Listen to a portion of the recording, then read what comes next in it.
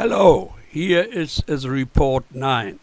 Approaching the coast, South America in sight. Wind and ocean current favored us since we crossed the equator line and sailed down to the southern coast of Brazil.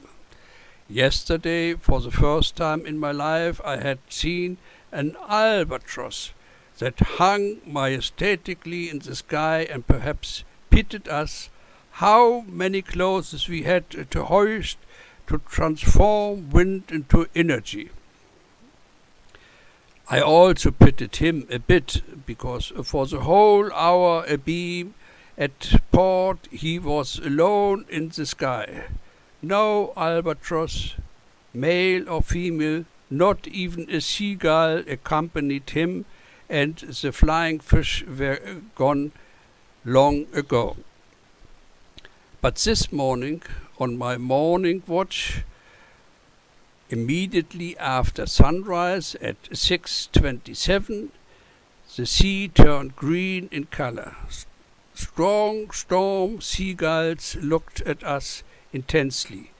It soon became clear why. Whenever a cook's mate tossed anything leeward overboard, the gulls would plunge into the sea. The albatross didn't do that, so as always someone eventually threw something into the sea. During the day the birds got smaller, initially as black-headed gulls, then starlings, larks, and finally a couple of parrots arrived. But no one from the ship's officers and sailors were interested in it. They wanted to catch a few wild ducks there just off the coast, flying between Sao Paulo and Montevideo.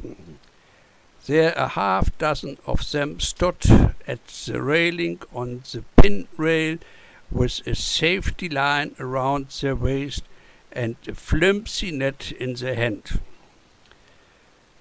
Around afternoon coffee time, the ducks came and sometimes flew in a 3 to 6 fold line up in 2 or 20 meters above the sea on the ship's side, from right to left or left to right. The sailors turned to hunters, quickly throwing their nets like a lasso in the bird's trajectory. Despite several swings and frequent attempts, only 7 ducks went into the net. This was too little to supply more than the ship's commanding crew. 4 deck boys of the watch would be kept busy plunging feathers from 4 to 8, trained by the chief himself. We quickly learned I managed a duck in 14 minutes. Then came my relief, because I had my turn at the helm. We sailed hard in a moderate southwesterly wind. Our port of destination, Paranagua, was also in that direction. I had to work really hard to keep the ship on course and sail on a close reach. Even before the end of the watch, the ship's course must be tackled to a westerly course. The captain instructed the officer of the watch that the next gang for the midnight watch should be on deck half an hour earlier for the maneuver.